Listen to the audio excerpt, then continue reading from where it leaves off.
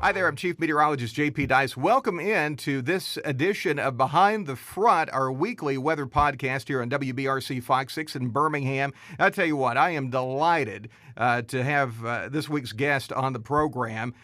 We have Gary England, longtime Chief Meteorologist, KWTV Chief Meteorologist in Oklahoma City. And if you watched Twister, if you watched a multitude of documentaries on storm chasing and severe weather, you've probably seen Gary doing his thing on TV. How many years were you chief meteorologist there? About 400.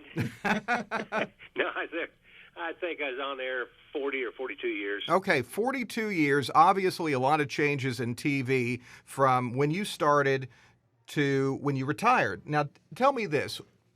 When you got into meteorology, did you set out to be a TV meteorologist, or were you going to do something else? I had always wanted to be a television meteorologist. Okay, but you had a background. You were in the Navy for a while. Tell me about that time. Well, I joined the Navy at 17. My mom was happy to get me out of town, and spent my time in the Navy. And I went to the Navy Meteorology School, weather school, and so I did meteorology while I was in the Navy. So that was a great base there, and really some of the best forecasters I've ever seen have been ex or still active duty military people.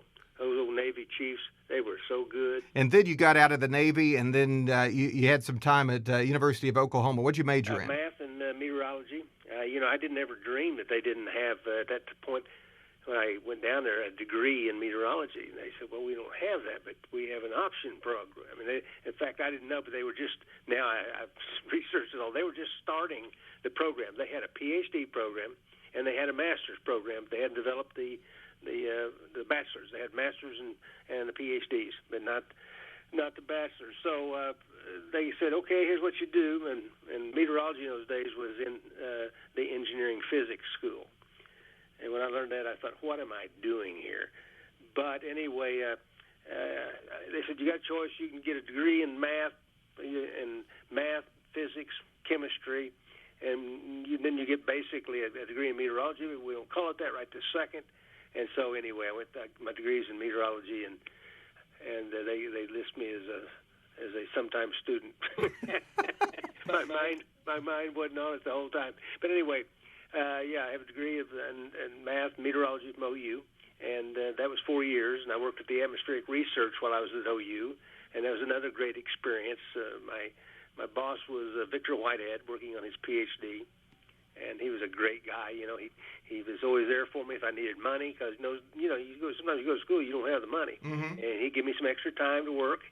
And the most memorable time with this guy was we were using what was called an IBM 360. Yeah. Yeah. Okay. In the info, you input it with punch cards. Yep. Those people listening don't know that. Somebody said that like at a typewriter. This is like a mainframe computer. Yeah. And you got to input all these cards and have all the information on it. As I was carrying those into the computer room there at OU, he looked at me and said, "Don't drop it." And I did. And there were cards all over the floor. Oh, my God, I thought he was going to kill me.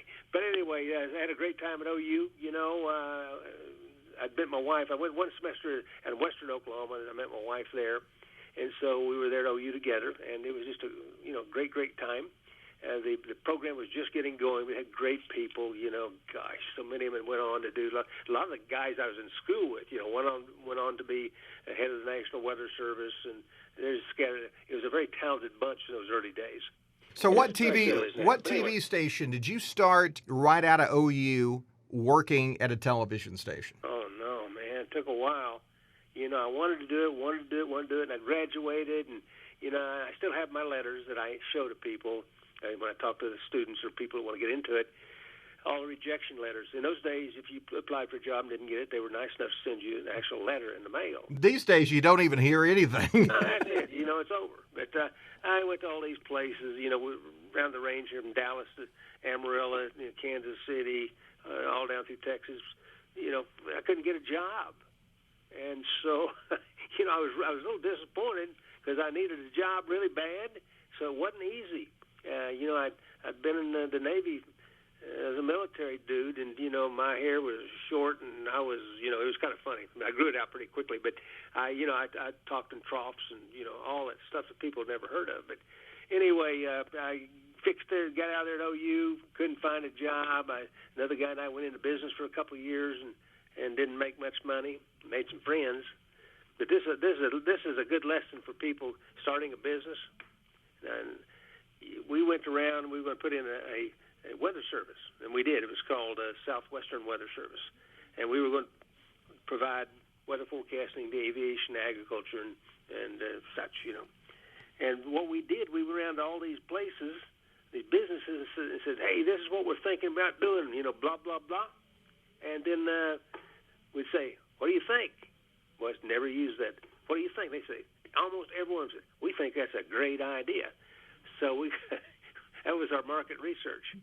And so when we got that business started and went by to sell them our product, and almost to a person, they said, "Well, we didn't say we'd buy it. We just said we liked it." So it was a struggle. We were able to survive for a couple of years, and then my wife and I got pregnant, and it was time to move on, and I needed a real job because I had a baby coming. I'd been playing around a little bit since then.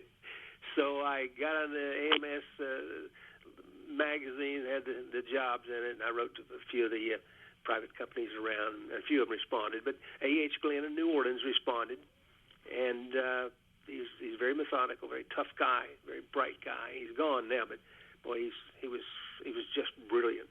But anyway, he hired me to go to work in New Orleans. I said, what do you guys do down there? He said, well, we do meteorology, oceanography, and civil engineering for the offshore petroleum industry. Mm-hmm. When they're getting ready to put a rig or a platform in. So I went down there, and I have to tell you, with A.H. Glenn, I probably learned more than I'd ever learned any place in my life. Now, the Navy, I learned all your basic stuff, great stuff. And with him, it was because this guy had taken meteorology, oceanography, and civil engineering and woven that into just a very fabulous business. In those days, most of the offshore companies, production companies, drilling companies, construction companies, all those things, supply companies, most of those were his clients. And not only in the Gulf Coast, but many places around the world. Now, a lot of the countries actually paid him X amount for different types of forecasting. So we did all that stuff. He had to teach that all to me about civil engineering and such. But it's really great. And there wasn't a lot of data. For example, let's say someone's going to do something off Borneo. There's not a lot of wind and wave data from Borneo in those days. So, but the ships have been going by there for 100 years, whatever, and they always recorded the waves and all of that. So you could take those waves and you could generate, once you generated what the wave field looked like, then you could infer what the winds were, and then from that we could forecast, or I guess arrive at, not a forecast, but arrive at a number that provided the 100-year storm or the 200-year storm, whatever they wanted, bottom pressure anomalies, you name it, currents, all that. So I tell you what, Gary, we're spoiled now, aren't we? Oh yeah. The thing is, when I went through all that, you learned it, man. You learned it. Yeah. Because your job depended on learning it. So you were doing, and this is, and still today there is an industry there where people are doing forecasting for these type of businesses, for the oil rigs and so forth, and, cruise lines and all kinds of airlines. There's a lot of industry and weather that has nothing to do with TV. Right. So after a while, how did you get from New Orleans to Oklahoma City? Well, I decided I'd been down there 4 years, and that was long enough. And this guy was great. He was brilliant, but he was tough to work for. Mm-hmm. If you left the top off the pen towel, the pencil pen, and let it dry out, he'd come in there and he'd grab that pen, and he'd just blast the door open and throw it down in the drawer, and just scare you half to death. And he wouldn't say a word, but he'd just storm out of the room. Anyway, so I'd had enough, and so 4 years we came home. I came home without a job, and this is a good lesson for people out there. Never quit a job unless you have another job. Yeah.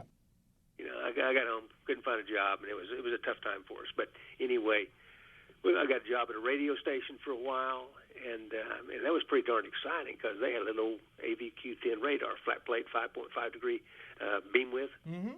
And you couldn't tell whether you had a mosquito or a severe thunderstorm on there, but man, it looked good.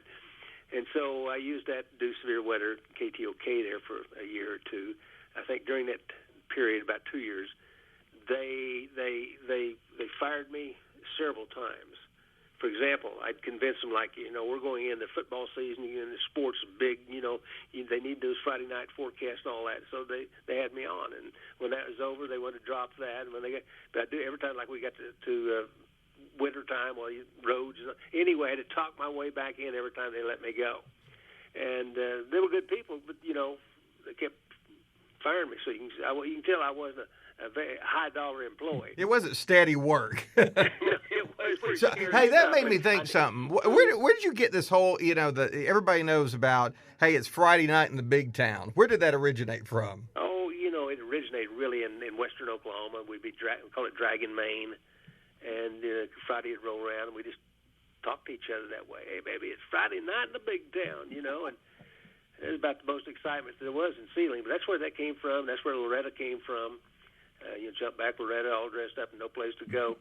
So, but those things work in television. They do. TV. There's a big part of it that I think over the years we've gotten a little generic, and I think personality is a big part of TV. It is. One of the guys I work for at the news station, KWTV, Jack Salaska was his name, and he called me in early, and I was pretty wild. I'd never been on television. I never had been broken into a saddle and all that stuff yet. So, but he called me and said, Gary, here's what you keep in mind. You're going to be successful. He said, as you have to, talk about the storm in serious terms and, whatever, to convince them that you're halfway intelligent. But he said the other half needs to be personality and having fun and making people smile. He said if you're walking a fence and you fall off either side of it, you're going to lose. He said you have to have a balance of personality and fun and all these things, and dogs and cats, and the other part is the science end of it. And I applied that, and it worked very, very well. We're going to take a short break. We'll be right back.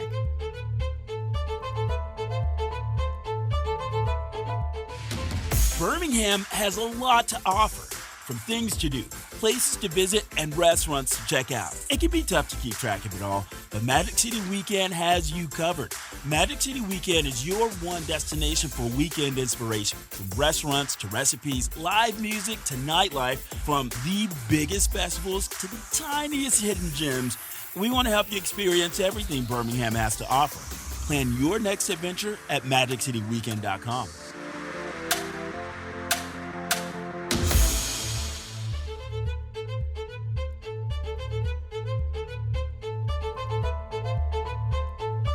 I'm going back in your book, and we talked about this a little bit earlier, which I thought I could totally see this. You had convinced Mr. Griffin, who owns Griffin Communications, and we fast forwarded a number of years here, to buy one of these newfangled Doppler radars. Nobody's using it. You've got Enterprise Electronics in Enterprise, Alabama, building this thing. And it's how much money did this cost? Initially, he put in, which this was back in the 70s, and that was $250,000. So that was a lot. That's like about like $1 million these days, or more. Yeah, easy, or more. And boy, I really had to talk my tail off. I did, because I saw that I was following the research down at OU, where they're doing a lot of research with Doppler and such, and it is obvious this is going to be the next thing, so to speak. Because they'd done some tests and found out they could increase the warning times. But when I finally convinced them, and I don't know whether I put it in my book, but at one point we'd ordered the radar, and we got a new general manager who kind of took over from Mr. Griffin, and he wanted to stop the order on the Doppler radar. And man, I remember there's all the departments heads were in there, and I was in this small office, and I had something here on my chair, and I'm on my knees in the floor, pointing whatever I had, pictures. I had pictures, yeah. There in the chair, and trying to convince them how great this thing was, and I convinced them so much that they went ahead with it. And about a month later, they ran advertisements saying, "Watch this. When we get our Doppler radar, we'll save your life and give everyone 20 minutes warning. I about passed out. That's a tall order right there, and you're still trying to figure out how this thing works. So they did stop it. But gosh, I was scared. Everybody was watching to see what we were going to do. But anyway, did the Doppler thing with Mr. Griffin, and he was great, just a great guy. And he always he sent me a email years later, not that long ago, before he died. But he said, Gary, you've never misled me on anything you've recommended. So somehow I got the genes to see the future a little bit, and see what people were going to need. And so, he bought a lot of stuff. I don't think I put that in my book about the Starcom 9, which is a satellite receiver. Yeah. And we had to buy the receiver from a company in Germany, and we had to run a landline, pay for a landline from Kansas City to a weather officer in Channel 9. In those days, everybody else just had paper maps. Man, we had 5 by 7, say 8 by 10 color, and they were, we got color a little later, we got the IR on there, but I could select anything I wanted, any place in the world, down that I think it was 2 miles square in those days. But so he agreed to do that. And so he was very good. He was very perceptive of what people would need. And so everybody understands here, Mr. Griffin, now this was Griffin Communications, yep. They had television stations. They had a Tulsa station, Oklahoma City station, but were they like in the food business or something, right? Yeah, he started out, I don't know what all he started out in, but yeah, he owned a food business. We always called his business the Green Bean Factory. But they sold a lot of jams and preserves to places around, and he owned a bunch of 7-Eleven stores, and I don't know what all else, but he did really, really well. And it seemed like that was a time in TV, and I was into television broadcasting, early on, following different folks, you being one, and I grew up in Central Florida. There was another guy in Tampa who was doing a lot of cool stuff, a guy by the name of Roy Lee. Yep. And he was doing a lot of things with radar, and you both had these just incredibly decked out weather centers. Well, he was in a place down there in Florida, and I was a place here in Oklahoma. You die if you don't pay attention to the weather. It's true. Now, you've seen a lot of changes along the way. You just don't run into these days, and it's been like this for a while, into a news director or general manager's office and say, okay, we're going to buy this $1 million piece of equipment. It's not. There's a few more layers you have to go through these days. There's a lot, and the key, of course, is whoever owns the station, and then the general manager, the guy who runs the place, and then the news director, which is frequently very difficult to deal with. I've had some great ones, and I've had some poor ones. But so you got all these layers. You're right. In those days, Mr. Griffin was running the thing basically, even though he wasn't there all the time. And tell him what you want. And if he thought it was justified, we'd do it. Now, didn't you carried at one point as you worked your way up in the ranks there at Channel 9 in Oklahoma City? You were really had a title above chief meteorologist. I mean, you were like a management level. Is this correct? Yes, I was. One of the contracts I signed, I don't know how long ago it was, but I decided because I had, I'm not a guy that likes to be told what to do. That's not good. So I had a lot of conflicts with news directors, and I've forgotten the number I had when I left. In those 40 years, I had like 35 news directors. That's 35 bosses. And some I got along with, some I didn't. But when it came time to do my contract, many years ago, I just said, look, guys, I'm not going to do this unless I'm in charge. So they wrote a very generous contract where I was in charge of all weather at the television station, and that's from promos, the commercials that we run, marketing weather, all these things, besides chief meteorologist. And so, it was quite a time, and really I think part of the problem arose with me with. They gave me. I was basically in charge of the weather, and when the weather went bad and it was serious, then I was in charge of the television station. And because at that time, when that happened, and when we went to what we call a priority one, then everyone worked for weather, whether you were in news or marketing, whatever it was. They were all support personnel for the weather department. The entire station was, and boy, it was successful. And as time went along, as new directors came through, they didn't like that idea, and sometimes the marketing guys, the ones they hired, didn't like the fact that I had a lot of input. So anyway, it was a period. It was a great career, laced with a lot of confrontations. Well, so on a more serious note, we looking at Oklahoma and where the geographic area you're covering, it's a large area. There's been a lot of severe weather events. Could you give me, this may be tough because you were there a long time and Oklahoma gets a lot of severe weather. Give me a couple of events that really stand out. I would imagine Moore is one. Yep, Moore, May 3rd, 99. Yeah. And that was probably the biggest event and most traumatic, And, that thing the tornado was huge and extremely powerful. The other time would be the Moore area again, and that's in 2013. And that was when it came through Moore again, not that long ago, really. And the one that followed with El Reno the next day or later that week was bad, but it was in an isolated area. So those two storms, in the Moore area, really it. And I think the time we got to 2013, we saw a lot of tornadoes. And I think nowadays, at least here in Oklahoma, you'll have a helicopter on with live video. You'll have ground crews with microwave trucks. They'll be watching the storm, watching the tornado. Video, you got all this video coming in on the storm trackers, their videos coming in. So you have all this stuff, and so you're the meteorologist, you're the chief meteorologist, and all this stuff is going on. And, I reached a point where, these big ones that blew up, like in 2013 when they blew up out there southwest of Moore. You say, well, I wonder how many people are going to die. You think about it, they're going to die. No matter what you tell and what you say, all people don't get the message. No, they don't. We had the similar setup with April 27th, 2011 here. We were covering that, and it was well forecast and well covered, but there's still people that don't get that message. Yeah, it's very frustrating. But I got a little tired of counting bodies and, and all that stuff. So anyway, it's been a great, great career and a lot of fascinating things. But the big storms were tornadoes. The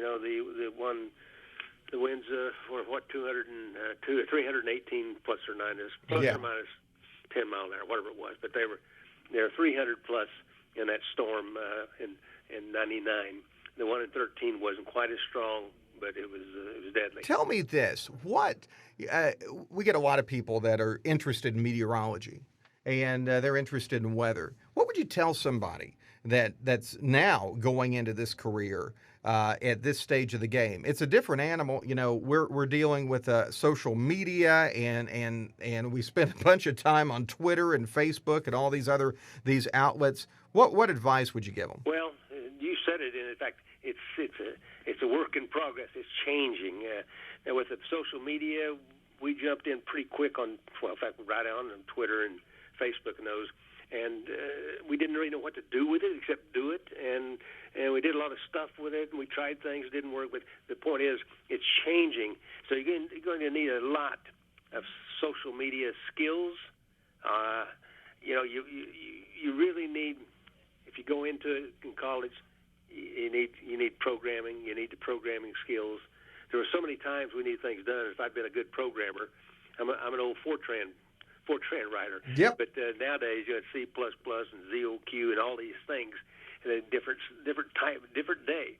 But a kid in this business needs to understand this is changing. I'd recommend a kid take enough business courses in college so they can handle themselves when business comes along.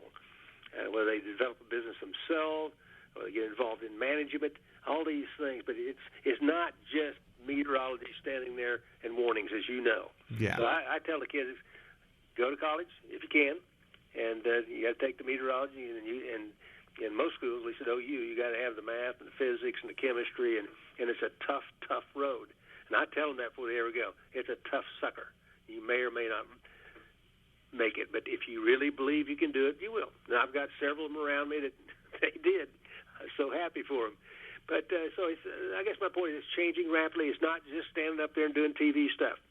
And there are a lot of great other jobs around in meteorology than television, but television has some benefits. Yeah, and the other thing we were talking about, too, have some endurance because You may have, it's not a 9 to 5 gig.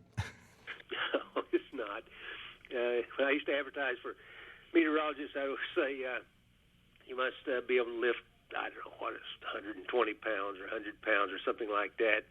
And so this is also, I'd put in, it's a high-stress environment, and you may work 4 hours a day or 8. And in some cases, you may work 12, maybe even go into 24. Yeah. So it's not a 9 to 5. You work when you're tired. You work when you're sleepy. When it storms, you come in, period. You work when you're sick sometimes? Oh, yeah. And the thing is, no, with me and the guys and gals that work for me, I didn't have to tell them to come in. No. They knew when to come in. And Same when here. the storm starts to come up or watch, they just would appear right there in the station. That's the way it works That's right. here. Nobody calls. We're magically here because we've already been watching it. Even if we're, technically off, we're still watching it. Gary, I'm going to wrap things up here, but I'm going to tell you this. If I ever get out to Oklahoma, we're going to go to lunch, and it's on me. Hey, well, when you going to be here? Well, you know what? I got an airplane. I'm a pilot, so I may fly, get into Will Rogers World Airport and come on in. Anyway, Gary England, delighted to have you here on Behind the Front, and stay in touch. Just a wealth of weather knowledge, and we all can learn a lot from Gary England. JP, enjoyed it. You can subscribe to this show on your favorite podcast app. There's a number of ways to do it. Apple Podcast, you can do it on iTunes, Stitcher, and we'd like you to rate and review the show. That helps us improve. We like to have feedback. We like the good, the bad, and the ugly. Feedback, questions, right here on Behind the Front, you can email us. We have our own email address, behindthefront@wbrc.com. Again, that's behindthefront@wbrc.com. Thanks for joining us.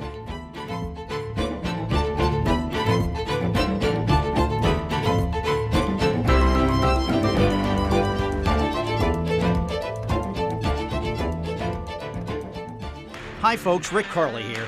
Each week, JP Dice takes you behind the front with this podcast. Well, now we're also going beyond the field with my brand new show, Air It Out. Each week, you're going to be hearing from different sports legends about life on and off the field. New episodes are available every Thursday during football season. Subscribe to Air It Out on your favorite podcast streaming app, and you get a brand new episode delivered to you. It's free, it's fun, it's football. Hey, what more could you ask for? If you've lived in Alabama long enough, you know the weather changes fast. Now, we give you new weather info every 6 minutes. From a new town with a new hour-by-hour breakdown, a new look at your weekend, and the next big thing that will come your way. So what happens between those 6 minutes? We're on your side, making sure the weather finds you. On social media, on the First Alert weather app, and on WBRC.com. Making sure you always have the newest info. This is why we First Alert.